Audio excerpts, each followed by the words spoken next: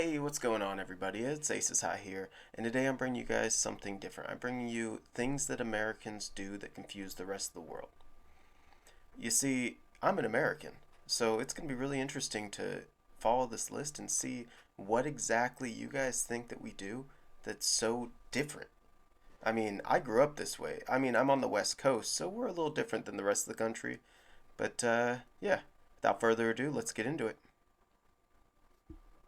The United States of America is the land of the free, the home of the brave, and also the home to a lot of weird stuff that most other countries don't do.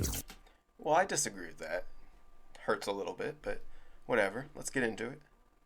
This former British colony has truly grown up to be its own quirky person. The following 10 things tend to confuse non-Americans, and you can find non-natives of the US of A discussing them all across the internet. Alright.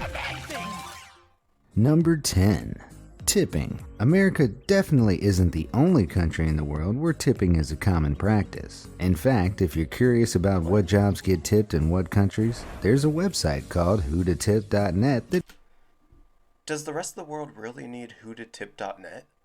I thought it was just customary. I mean, when I'm here, if I go out to a restaurant, they give me food or somebody delivers food to my house or really anything, I'm going to tip them for their service at least 15%. If they did good, it's 25%. I mean, that's just standard. When I went to Australia, I tipped everybody. I guess I didn't. I assumed I had to, but yeah, I don't know. Is tipping really not common in the rest of the world? It breaks down the tipping customs of the world. But America is certainly the country where tipping is the most prevalent. In most countries and cultures around the world, tipping is simply an optional charge should you feel your server deserves to be rewarded for their efforts. However, in America, you should always give a tip of around 10 to 20%. 10 to 20 is a little bit low. If you give somebody a 10% tip, in my opinion at least, you're kind of spitting in their face. Unless they did a really bad service, don't give them 10%. I'm talking 15 to 25. Hell, sometimes I give 30.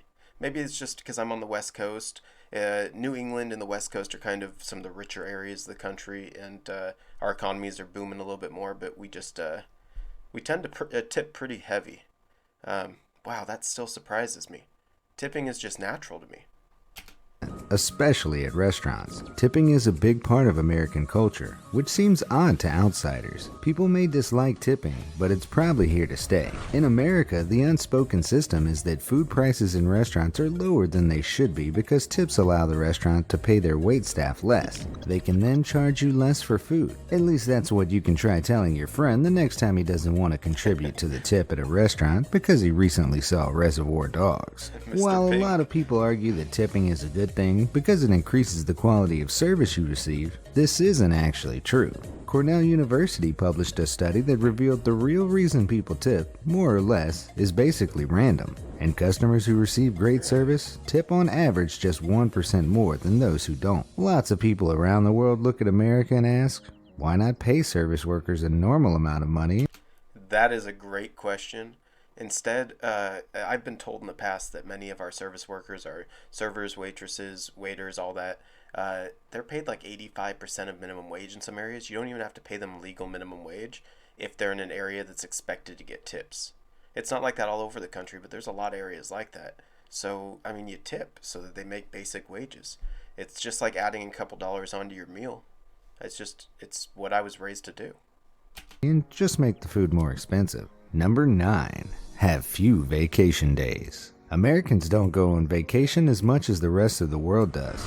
On average, we're given only 12 vacation days by our work, as opposed to Europeans who get between 25 and 30. Perhaps more interesting is the fact that Americans on average only use 10 of their 12 given vacation days, whereas Europeans tend to use all of theirs. I guess Americans just can't bring themselves to leave the office while there's still work to be done. And while it may suggest Europeans are lazy, according to a mounting body of research, it's actually counterproductive not to take a vacation, as breaks help us rejuvenate, increasing our productivity over time. Not I only agree. that, when us Americans do go on vacation, we also travel less internationally than citizens of most other countries. But that may be related to our limited number of vacation days. 12 days.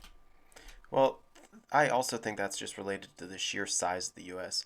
I've traveled to several countries around the world, and I've realized that America's pretty damn big. I mean, just the continental U.S. is about the size of Australia. That's pretty big, and then we're not even going to talk about Alaska or, Hawaii and all of our territories out there. Um, we've really gotten quite big, but as far as not taking days, I'm the exact opposite. The typical American, they, I mean, a lot of them will actually look down on you if you take too many days, or if you're not actually sick and you're just trying to take a few days off. They won't necessarily say it to you, but you can tell. I think that's just despicable in all reality. I think that we should be a lot more like the rest of the world. I knew that some countries like Great Britain enjoyed their days off, but I didn't know that we're really that far behind the rest of the world. That's interesting. It just doesn't allow for an international trip as well as 30 does, as the time and cost of travel to international destinations is so great. According to the Department of Commerce, American international travelers spent 42% of the cost of their entire trip simply on the travel to and from their destination. It's then not too surprising that most Americans don't even have a passport. Only 42% of US citizens own a passport, whereas 76% of English citizens do. That means at least 58% of Americans haven't even left the US. But to be fair on that, if you take an hour or two flight or less, from the UK, then you're in another country. You're surrounded by Europe. Here, we have Canada and we have Mexico. Mexico, people go there for a tropical paradise, but they can go to Southern California or the Gulf of Mexico and Texas or Florida or plenty of other places for that. And Canada, I mean, I'm from Seattle, so I'm close to Canada. I've still only been there 7 or 8 times in my life because it's just Canada. I mean, Canada's great, but I don't really care about visiting it too much. As you need a passport to travel. To the rest of the world, this is an odd characteristic of such a prosperous nation. While it's partly due to limited vacation days, it may also be because Americans lack the desire to travel as much as the rest of the world. Number 8. Food preferences. When you go to a restaurant in America, you're probably going to get a lot of food. At least a lot more than most other nations would serve. It's a popular topic of discussion amongst non-Americans online. Many European tourists admit they would frequently just order one item off the menu and share it with another person. America does it big, and for non-Americans, the size options at fast food restaurants perfectly illustrate this. Take a look at this image by a Japanese citizen in 2011, comparing the sizes of McDonald's drinks in America versus Japan.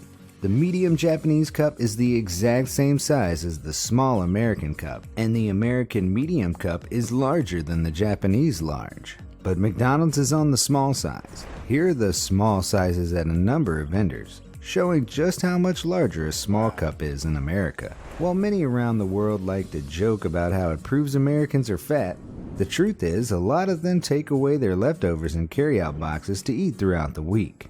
Still, American food is vastly different to food found in the rest of the world. For one, non-Americans are, on the whole, less obsessive about peanut butter. Brian Sternthal, a professor of marketing at Northwestern University's Kellogg School of Management, has said that in many parts of the world, peanut butter is regarded as unpalatable American curiosity. For example, according to Statista, Americans eat a kilogram of it per year, compared to 100 grams eaten per person per year in Europe. That's 10 times the amount Europeans eat. Other American food anomalies that have confused Europeans include comparatively small. Before we get into that fruit, peanut butter. I actually never tried Nutella until I went to Australia for the first time. It was great, but I went back and some of my friends had never even heard of it. We sell it here, but why have Nutella when you can have peanut butter? I mean, Nutella's just better.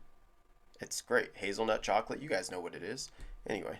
Fruit and vegetable aisles full of fruits and vegetables that will cost you a lot more than they would across the Atlantic, as well as an overabundance of highly processed sweet and salty foods, and so-called cheese that can be sprayed out of a can. Number 7. College sports. In America, college sports are almost as popular as professional sports. Oh, yeah. In some areas, they're actually more popular. People will have barbecues outside of stadiums for hours before the games start, paint their faces, and hate on rival academic institutions. College athletics are taken just as seriously by the fans, who don't care that the players aren't as good as the pros and aren't even getting paid. This may Because be there are baffling local to our boys. neighbors, but there is an explanation for this American pastime of watching what are literally amateur games. Unlike most fun-sized European countries, America is massive. There are lots of places that just aren't anywhere near a major city where you could go and see a professional team play. Colleges are the next best thing, and there's bound to be one of them nearby at least. College football and basketball also actually predate those sports' professional leagues, so college athletics culture has been around forever. Number 6. For those of you that don't realize how big America is and how that ties into that and us traveling out of the country and things like that, I drove across Texas from east to west, and I didn't even drive all the way across the widest section, and it took me 20 hours of driving. 8 hours one day, 8 hours the next day, and then about 4 or 5 hours the next day. So 21 hours of driving just to get across Texas. That's one state. I understand it's one of our bigger ones, but that's one state. America is huge. 6. Prescription drug commercials. Non-Americans who travel to the US are often surprised to find that there are advertisements for prescription drugs on regular television. You can't go and buy them from stores, so the commercials urge viewers to ask their doctor about them. In 2016, Kantar Media, a firm that tracks multimedia advertising, reported that nearly 800,000 prescription drug advertisements were aired on television, which was a 65% increase from just 4 years prior.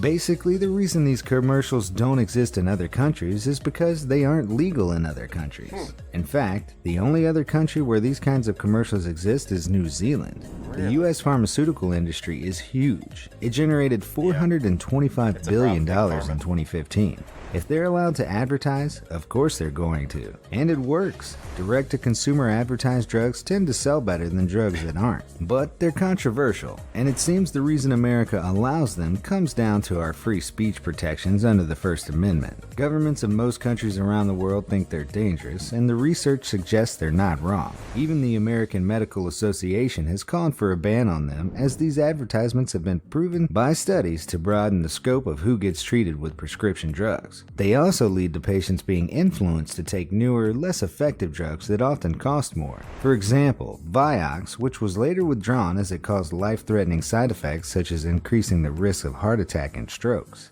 Number 5. Soccer. Before we get into soccer, and first off, it is soccer in the US. I understand it's football everywhere else. We are wrong. I agree. I did know this one. This is actually the first thing that I thought would be on the list. And I guess I was right on this one. But big pharma, big problem in the US. A lot of us realize it. A lot of, honestly, younger people realize it. So I'm hoping that we're going to change in my generation, in my lifetime. But we'll have to see how it goes. America, of course, isn't the only country that plays soccer, but we are one of the only countries that calls the game you play with your feet soccer and the one you play with your hands football. We stand with countries like Australia, Korea, South Africa, and Italy in not calling the sport football. Understandably, it confuses me. Italy doesn't call it football? That's interesting. And Australia? I didn't know that either. Wow. I thought we were, honest to God, I thought we were alone. I thought we were the only ones that called it soccer. That kind of blows my mind. Most of the world. So, what is the origin of this counterintuitive name? Soccer is an abbreviation of association, which came from association football, the official name for the game. The suffix was added as a common jocular slang term of the time. The reason the name is stuck is because American football developed in the mid-19th century, evolving from the British game of rugby. Back then, rugby was loosely known as football, but it was often called rugby to make the distinction. All these sports were about moving the ball forward, but as the game developed across the pond, Americans developed different rules about how you were allowed to do it and what you could wear. The most popular rule set in England ended up being the one where you can only use your feet. And the most popular rule set in America ended up being the one where you get to smash into each other. Hence why the two totally different sports have the same names in the two countries. Number 4. Not including sales tax. Wherever there's a discussion of American sales tax on the internet, you can find non-Americans telling their tales of being shocked at the final price because they didn't realize that sales tax wasn't included. In most countries, the price tag on an item includes the part you have to pay to the government, so they can build roads and other things. But not here in the US. This is because sales tax in America... look at this for just a second. Look at the difference. I mean, wow. Some places, West Virginia, I see is only 6.37%. Meanwhile, Texas is 8.17. My hometown or home country, Washington, actually doesn't show, but if I had to guess, the average is probably like 9.8, one of the highest in the country. Um, Oregon, though, doesn't have a sales tax, so that's always nice. Cruise down there and you don't have a sales tax. It's just something that you grow up getting used to in the US, and then you're blown away when you go somewhere else and there's no tax. The first time I went to Liberia in West Africa, I went into a natural store and that was just the price. I was, I paid like $100 or $50 or whatever I paid. That's way too much, like $20 for something, And I expected, here's $22. And it was $20 on the dot. I didn't have to deal with the change. I didn't have to deal with, 10% tax or doing the math. It was, yeah, it was definitely interesting. I don't know why we still have sales tax. And if we do, why not just include it into the overall price and round up like many countries do? Doesn't make much sense. America can vary by county, so something could cost a slightly different amount just a mile away. There are also very specific laws about what gets sales taxed. For instance, if you order coffee to go, Food. there will not be sales tax in California, but if you sit down in the cafe and eat a donut, you will have to pay sales tax. Essentially, with all these rules, it becomes difficult to put things on a price tag. Number 3. Not using the metric system. The United States of America has no need for universally accepted and logical measurement systems because Thomas Jefferson said so. In 1790, when the metric system was being developed, he simply decided not to bring it to America. So it didn't happen. America, Liberia, and Myanmar are the only countries. It's funny, Liberia is one of these. I actually served in the United States Peace Corps in Liberia and for a little bit, and it was just interesting because it's one of the 3 countries in the world where they don't use the metric system. I went to school for biochemistry, and the metric system it makes more sense. You use it in science, and that's where I really understood it and really learned it. I'm hoping that more and more people like it, and that maybe in the next 40 years or so we can switch over to it, but I don't see that happening. The hard truth is that a lot of Americans are very hard-headed and they don't want to switch. Countries in the world that use the imperial system. Liberia uses the same units that America does, and Myanmar is a bit of a mess. They use a combination of their own totally unique Burmese measuring units, American imperial units, and metric units. So they may have the distinction of being the only country with a bigger headache when it comes to this than America. But surely now that Thomas Jefferson is long dead, we could just switch over, right? Well, it isn't that simple. It would cost a lot of money to switch over the country's whole infrastructure to the metric system now that the US already uses their own unique imperial system. The closest the US has gotten is that today, in US schools, kids learn about both the imperial and metric systems. So most of us do have a basic understanding of how the metric system works, even if we never really use it. Even if you buy a measuring tape in the US, it will have both imperial and metric units on it. Throughout American history, there have been various attempts to reform the system and switch over, but none have succeeded. It would seem as though Thomas Jefferson's wish for an extra special system shall live on for the foreseeable future. That's interesting. They say that they teach it in school. I wonder if they mean science class or if they're actually teaching it. It's been 11 years since nearly 11 years since I graduated high school, and I gotta tell you, in high school, other than learning what a kilometer was and a meter, I didn't learn any of the metric system. They didn't care. It wasn't needed in America. But it wasn't until I got to college that I really learned it in depth and realized it's such an amazing system. It hasn't come without its consequences, though, as this confusion has led to enormous mistakes, like the Mars orbiter that was lost by NASA because of a metric system mix-up. Number 2. Month before the day. The United States is the only country that, when writing out the date, puts the month before the day, and it seems to extremely aggravate the rest of the world. Most other countries write the day, then the month, then the year. The majority of countries and most of Europe and South America do it this way. It seems logical as the units of time are then in order from smallest to largest. Also seemingly logical is how the date is written in China and Japan, which is year, month, day, or largest to smallest. So why do we format time like this? Well, unfortunately, there's no widely accepted answer as to why this is the case. The month-day-year order was used in Britain in the 1800s, but why we chose to keep it when Britain ceased to do so is something of a historical mystery. The best guess is likely that the order reflects how Americans say dates verbally. An American would be more likely to say that March it's 5th. January 1st more than they would be likely to say the 1st of January. Our notation then could simply be a way of writing out what would be the most conversational. Number 1. Having a drinking age of 21. A 20-year-old European may be in for a shock when they fly to the US and discover that they can Is it no really longer that legally common? drink alcohol. Whoa, whoa, whoa. Is it really that common to not be able to drink under 21? I know you could drink, or to be able to drink under 21. I know that you could drink under 21 in South Africa, Liberia, they didn't care what age.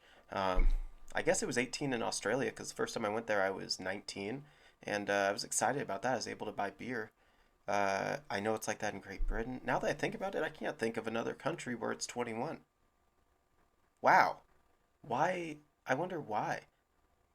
That's interesting.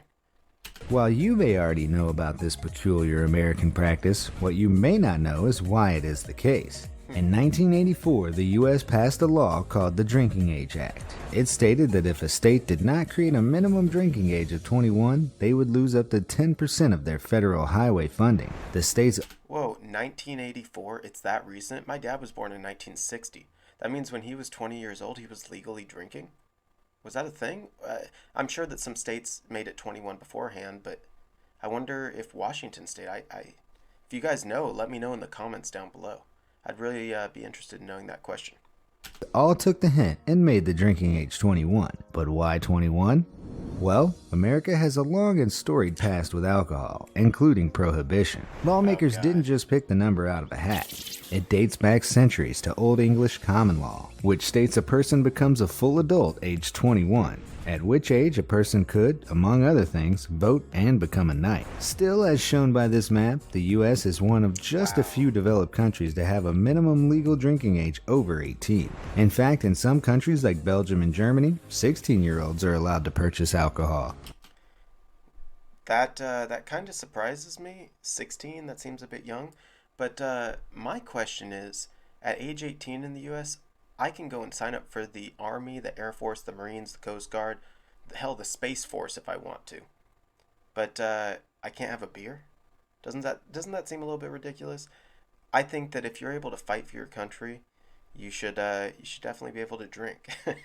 Have a nice ice cold beer when you get home.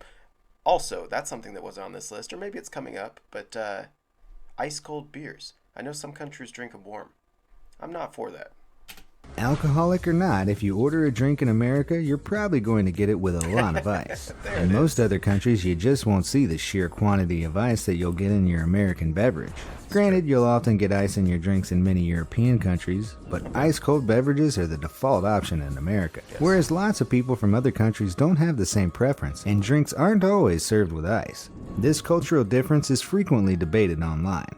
It could be because in some countries you shouldn't drink the tap water, which is where that ice came from, and in others it just isn't common to automatically have ice with a meal at a restaurant. So, people of the internet, do you agree with the items on the list? Let me know what you think. So let's talk about that for a second, you guys. What did you think of some of those changes? I mean, I thought some of them were completely normal, and I'm an American that's traveled a decent bit. I've been to several countries, been to Europe, I've been to Australia, I've been to New Zealand, of course Canada, Mexico, I've been to Liberia, Cote d'Ivoire, Ivory Coast. I'd like to travel a lot more. I haven't been to many Asian countries, so that always intrigues me. But some of these just seem so normal to me. I mean, you tip. That's the one that really gets me. You tip. It feels rude not to tip. But I've heard that in some countries, it's actually rude to tip. So if you have anything that you think Americans do that's just kind of weird, leave me a comment. Or if you have any ideas for another video, let me know. If not, till next time, this is Aces High, and I'm out.